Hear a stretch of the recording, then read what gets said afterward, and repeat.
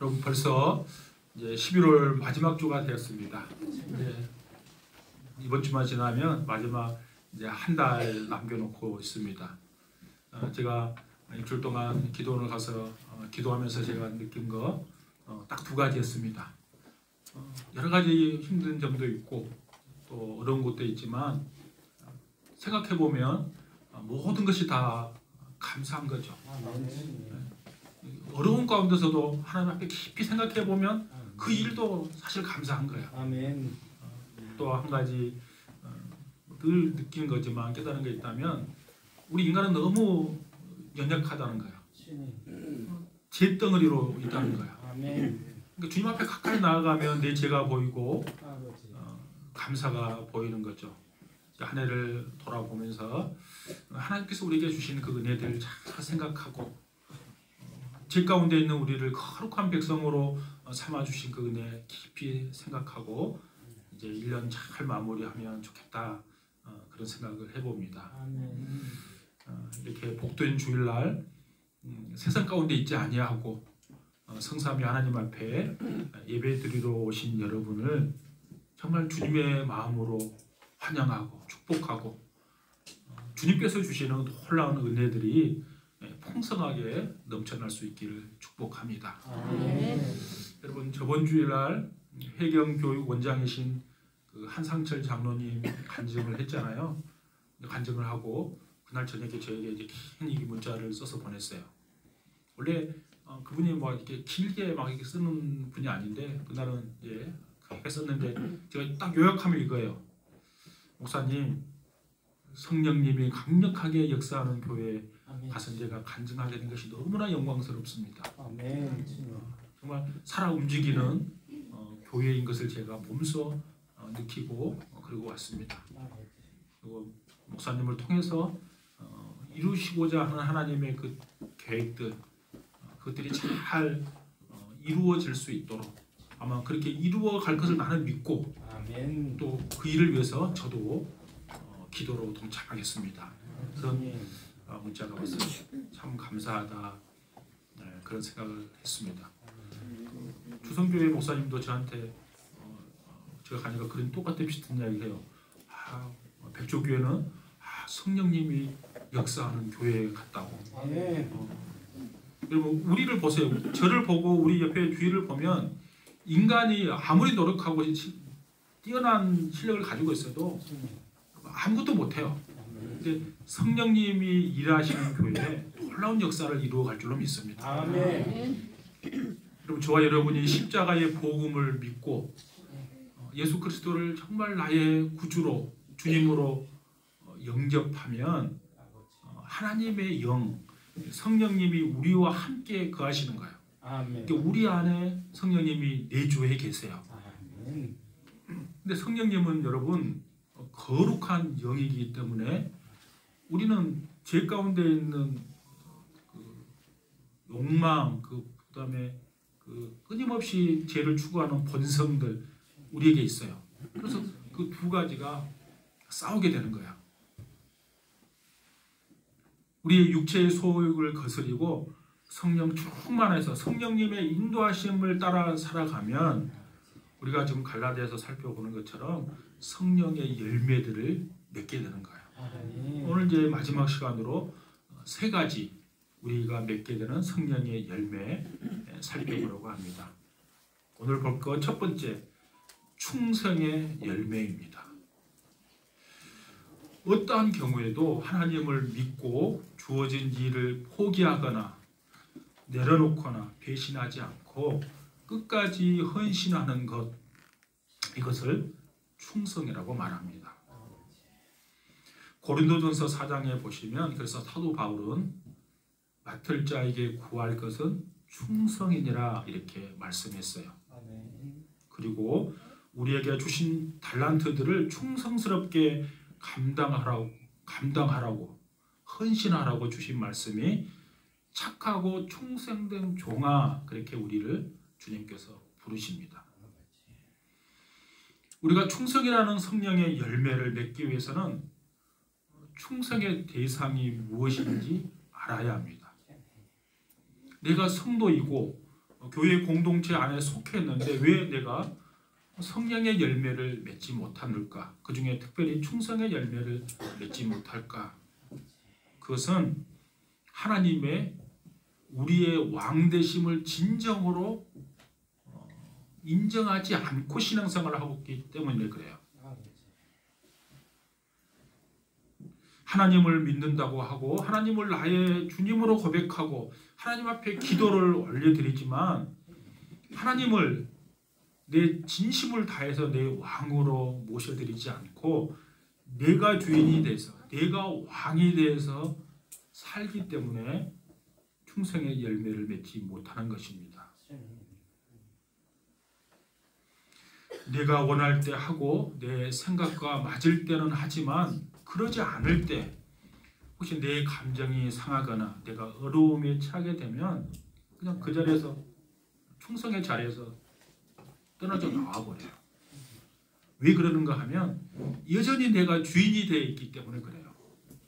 여러분 종은 내 마음대로 움직이는 사람들이 아니고 내 주인 대신 내 왕이 되신 하나님께서 하시라는 그 말씀을 따라서 움직이는 사람들이 종이에요. 그러니까 하나님을 왕으로 인정하지 않으면 내 기분이 좀 나빠지면 수가 틀리면 내가 하는 일도 멈춰버리는 거야. 여러분 예수님께서 이 땅에서 살아가면서 보이셨던 모습은 하나님께 죽기까지 충성하신 순종의 모습을 보이셨어요. 요한복음 4장 34절에 보시면 그래서 예수님께서 이렇게 말씀하십니다. 나의 양식은 나를 보내신 이의 뜻을 행하며 그의 일을 온전히 이루는 이것이니라 그랬어요. 여러분 양식이란 말은 하루를 살아갈 수 있는 그 에너지, 힘이죠. 우리가 양식을 먹지 않으면 여러분 어떻게 돼요? 힘을 쓸 수 없어요. 그리고 계속 안 먹으면 우리가 죽게 되는 거죠. 그러니까 예수님은 뭐라고 하면 내 양식은 다른 게 양식이 아니라 주의 뜻, 하나님께서 나를 통해서 이루시고자 하는 그 일을 이루어가는 것이 내 양식이라고 주님은 말씀하십니다. 그래서 십자가를 지시기 전에 겟세마네 동산에서 예수님께서 기도하실 때 내 뜻대로 마옵시고 아버지 뜻대로 되기를 원합니다라고 충성스럽게 하나님 앞에 기도했고 순종함으로 십자가를 지게 된 것이죠. 우리가 맺어야 할 열매인 충성을 가장 잘 보여주는 성경 구절이 있다면 마태복음 25장에 나오는 그 달란트 비유입니다. 그럼 달란트 비유는 우리가 너무나 잘 알죠. 그 달란트 비유 주인이 종에게 달란트를 맡깁니다. 1달란트, 2달란트, 5달란트 이렇게 맡기고 먼 길을 떠납니다. 그 달란트를 맡겠다는 말은 너가 나에게 열심을 다해서 일해라, 충성해라 그리고 맡기고 떠난 것이죠. 그리고 시간이 지난 다음에 그 주인이 돌아옵니다.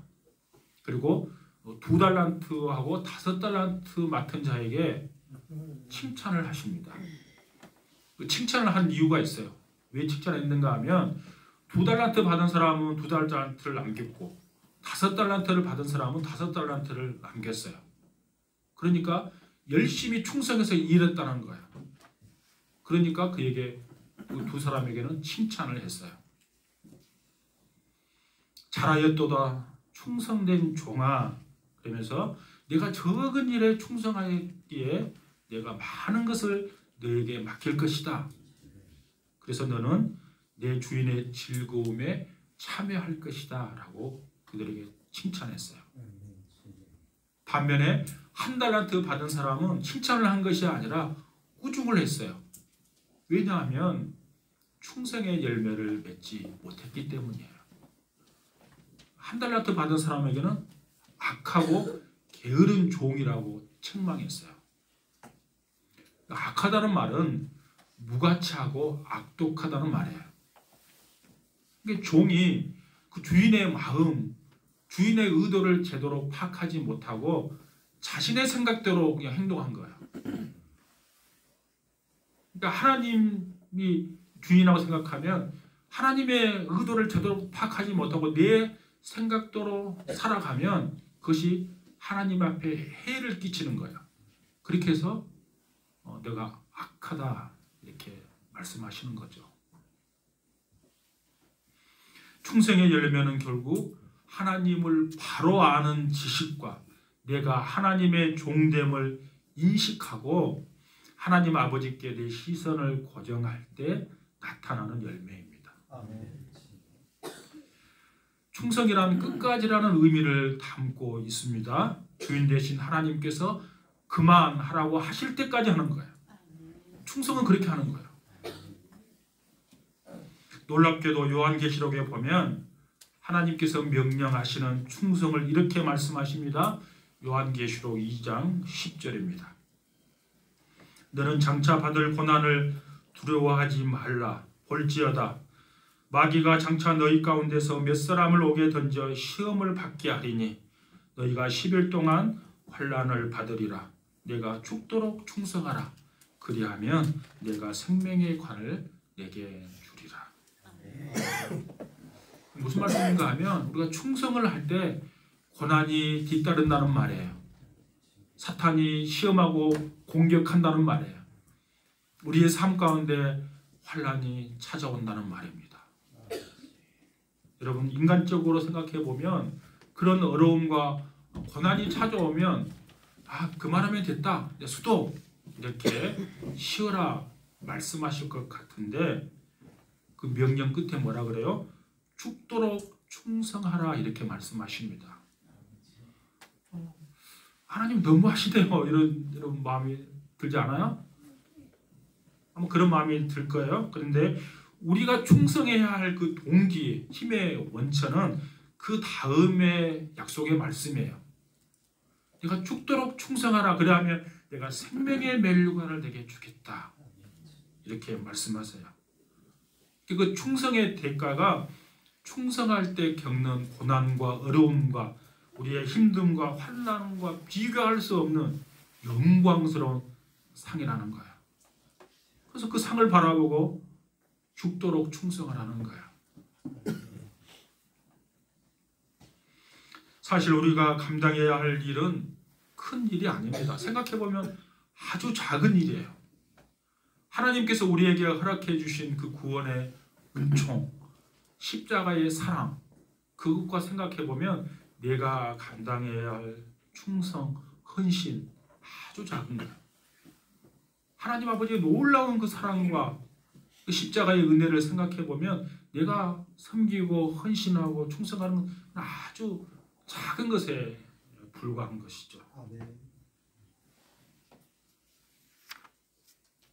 그래서 사도 바울은 그의 인생의 마지막 끝자락에서 죽음을 바로 앞에 두고 그의 영적인 아들 디모데에게 이렇게 편지를 씁니다. 자신의 고백이기도 한 것이죠. 디모데후서 4장 7절 8절입니다. 나는 선한 싸움을 싸우고 나의 달려갈 길을 마치고 믿음을 지켰으니 이제 후로는 나를 위하여 의의 멸류관이 예비되었으므로 주 곧 의로우신 재판장이 그날에 내게 주실 것이며 내게만 아니라 주의 나타나심을 사모하는 모든 자에게 도리라. 그랬습니다. 이 고백, 이 사도 바울의 고백이 저와 여러분의 고백이 되기를 원합니다. 그래서 우리가 충성의 열매를 맺음으로 하나님께서 우리에게 주시는 그 상급, 그 멸류관을 바라보고 나아가는 저와 여러분 될 수 있기를 축복합니다. 두 번째는 성령의 충만해서 성령의 인도하심을 따라 살아가면 우리가 맺는 성령의 열매, 그것은 바로 온유입니다. 여러분 온유하면 여러분 어떤 생각이 드십니까? 온유하다, 저 사람이 좀 온유하다 그러면 고분고분하고 자신의 주장도 잘 내세우지 않고 항상 미소를 띠고 상대방이 원하는 대로 다 해주는 것, 혹시 이것이 온유라고 생각하면 그건 오해입니다. 여러분, 성경에서 말하는 온유는 그거 아니에요. 그것은 어떻게 보면 연약함이에요. 나약함이에요. 성경에서 말하는 온유, 그것은 그 온유라는 단어가 어디에서 나왔는가 하면요. 여러분 그 혹시 제주도 가면 제주도가 여러분 말 타보셨어요? 저는 말 한 번도 안 타봤는데 그 말을 보면 우리가 보통 그런 말 하잖아요. 근육이 막 좋은 사람 헬스해가지고 한 사람 말 근육 그러잖아요. 말 근육이 있어요. 말 엄청 힘이 세는 거예요. 그러니까 야생마를 인간이 잡아와서 길들어진 상태에서 그러니까 힘은 있지만 그 힘이 길들어진 상태. 그래서 필요할 때만 그 힘을 쓰는 그런 상태를 온유함이라고 해요. 제가 오래전에 여러분 자동차 좋아하시는 분 많이 우리 남성들은 자동차 좋아하는데 제가 저도 차를 엄청 좋아해요. 저도 운전하는 걸 좋아하거든요. 제가 그래서 제 아내하고 데이트할 때 이호선에서 강원도까지 야간 끝나고 안 자고 그때는 그냥 안 자도 막 너무 좋잖아요. 그러니까 뭐 5시간 차 운전하고 갔던 기억이 나요. 저도 차 운전하는 걸 좋아하거든요. 차 좋아하는 사람 일본 도요타 자동차 프리우스 혹시 들어봤어요? 하이브리드 차거든요. 연비가 아주 좋은 차 프리우스. 제가 그걸 딱 보고 차 이름을 프리우스라고 지었다고 제가 깜짝 놀랐어요. 저는 이리 생각했거든요. 온유가 여러분 힘이 에너지가 있고 힘이 있지만 그 통제된 상태 필요할 때만 힘쓰는 것이 온유라고 그랬잖아요. 온유가 헬라어로 프라우스예요. 나는 프리우스 그러니까 일본 사람들이 이 단어를 찾아와서 했나 그래서 프리우스 그러니까 서로 여기 어원에서 따온 말인가 보다 생각하고 제가 이제 도요타 이 사람들 대단히 믿음이 좋네 그거 찾아봤는데 그거하고 아무 상관이 없어요.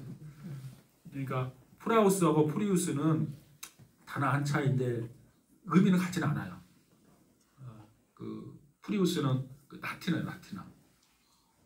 그러니까 이 온유하고는 아무 상관이 없어요. 제가 처음에 오해한 거죠. 이 사람들이 이런 마력이란 말이 뭐예요? 말 한 마리가 끄는 힘을 마력이라 그러잖아요. 그러니까 힘을 나타낼 때 그 마력을 쓰는 거거든요. 그래서 딱 정제된 힘을 가지고 내가 힘이 좋은 자동차를 냈다. 이걸 선전하기 위해서 나는 그런 줄 알았더만 그건 아니에요. 그건 아니지만 어찌됐든 온유는 나에게 힘이 있어요. 근데 이 힘이 길들어지고 통제된 상태를 온유함이라고 해요. 그래서 구약 성경에 가장 온유한 사람을 누구라 그래요? 민수기 12장에 보면 모세.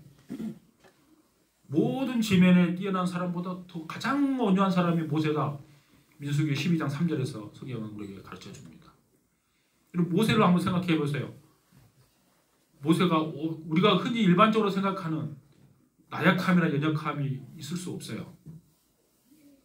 400년 동안 애굽의 종노릇하는 이스라엘 백성들을 바로의 손에서 이끌어냈던 모세, 광야를 이스라엘 백성들을 이끌고 갔던 강력한 힘을 가지고 있는 사람이 모세입니다. 근데 그 모세를 온유하다 이렇게 표현한 것은 나에게 힘이 있지만 그 힘을 함부로 쓰지 않고 힘이 통제된 상태, 길들어진 상태에 있기 때문에 모세를 온유하다 이렇게 표현한 거야. 민수기 12장에 보면 모세가 왜 온유한가를 잘 드러나요. 민수기 12장에 어떤 내용이 기록되어 있는가 하면 모세가 모든 지면에 있는 사람보다 가장 온유하다 이렇게 해놓고 모세 12장에는 어떤 내용이 나온가 하면 모세가 구스 여인과 결혼을 합니다. 이디오피아를 구스 여인이라 그래요. 이디오피아는 아프리카 사람이잖아요. 그러니까 아프리카 여인하고 결혼하니까 그의 형 아론, 그의 누이 미리암이 굉장히 못마땅하게 생각했어요. 그래서 모세에게 그냥 질책을 하는 거죠. 비난을 하고 비방을 한 거예요. 이렇게 비난합니다. 그 둘이 이렇게 말해요. 하나님께서 모세 너에게만 이야기를 들려주냐? 우리에게는 말씀하시지 않느냐? 그 말은 뭔가 하면 너 마음대로 왜 네 마음에 들지 않는 여인과 결혼했냐? 이 말이에요. 그 비방했을 때 모세가 그러면 이스라엘 지도자는 모세잖아요. 그러니까 하나님께서 나를 리더로 세웠는데 왜 당신들이 그렇게 말합니까? 라고 위협하거나 그냥 분노를 터뜨린 것이 아니라 그럼에도 불구하고 그의 형 아론, 누이 미리암에게 따뜻함과 부드러움을 여전히 대했어요. 그것이 온유함이에요. 성경에서 말하는 온유함은, 그 온유한 열매는 나에게 잘해주는 사람, 내 마음에 드는 사람, 이런 사람에게 따뜻하고 부드럽게 친절하게 대하는 것, 이것을 말하는 거 아니야. 이거 누구나 할 수 있는 거야. 나를 공격하고 아론과 미리암이 모세를 공격했잖아요. 도전했단 말이에요. 나중에 그가 좀 그것 때문에 힘들어지긴 했지만, 그 공격했을 때, 그러니까 나를 힘들게 하고 나를 공격하고 나에게 모질게 대하고 상처 주는 사람에 대해서도 여전하게 따뜻하게 부드럽게 친절하게 대하는 것, 이게 온유함이에요. 근데 이것은 저를 포함해서 우리 모두는 할 수 없어요. 내 성품 가지고는. 그래서 성령 충만함을 받아야 하고 성령님의 감동, 감화, 그리고 성령님의 그 마음이 우리에게 있을 때만이 가능한 거예요. 그래서 성령의 열매인 거예요. 내 능력으로 되지 않습니다. 여러분, 그 성령님은 삼위 하나님 가운데 한 분이시죠. 그러니까 성령님은 하나님이세요. 그 성령님은 예수님이세요. 그래서 가장 온유한 분이 누굴까요? 바로 예수님이세요. 예수님은 이렇게 말씀하십니다. 마태복음 11장 29절에 나는 마음이 온유하고 겸손하니 나의 멍에를 메고 내게 배우라. 그리하면 네가 마음의 쉼을 얻을 것이다. 예수님 그렇게 말씀하시죠. 예수님은 놀랍게도 도살장에 끌려가는 어린 양처럼 순순히 잡혀주셨어요. 자기를 채찍질하는 사람에게 그대로 맞고 감당해 주셨어요. 십자가에서 자신을 못 박는 사람들, 그들을 향해서 예수님은 기도하셨어요. 하나님, 저들을 용서해 주십시오. 저들이 알지 못해서 저들이 그렇게 하는 것입니다. 라고 그들 향해서 기도했어요. 온유하니까 가능한 거예요. 그래서 온유의 열매는 하나님의 마음을 깨달을 때만 가능한 거야. 온유함은 하나님의 뜻을 깨닫고 그 뜻 앞에서 전적으로 자신의 권리를 포기할 때 가능한 거야. 다시 말해서 온유함은 갑자기 나타나는 모습이 아니라는 거야. 하나님의 뜻에 따라서 길들여질 때만 가능한 거야. 예수님은 힘이 있으셨지만 그 힘을 자신을 위해서 쓴 것이 아니죠. 하나님의 뜻을 이루기 위해서 쓰신 거예요. 그게 온유해요. 나에게 힘이 있어요. 힘이 있지만 나의 뜻을 이루는 데 쓰는 것이 아니라 주님의 뜻을 이루기 위해서 쓰는 것. 그게 온유해요. 그러므로 예수님의 영이신 성령님을 모시고 그 성령님의 인도하심을 따라 사는 사람은 예수님과 같이 온유함으로 상대를 대할 줄로 믿습니다. 예수님께서 말씀하신 대로 온유한 자에게 마음의 쉼을 얻게 됩니다. 누군가가 나를 힘들게 할 때 그를 미워하거나 원망하거나 저주하면 우리의 마음에 평강이 없습니다.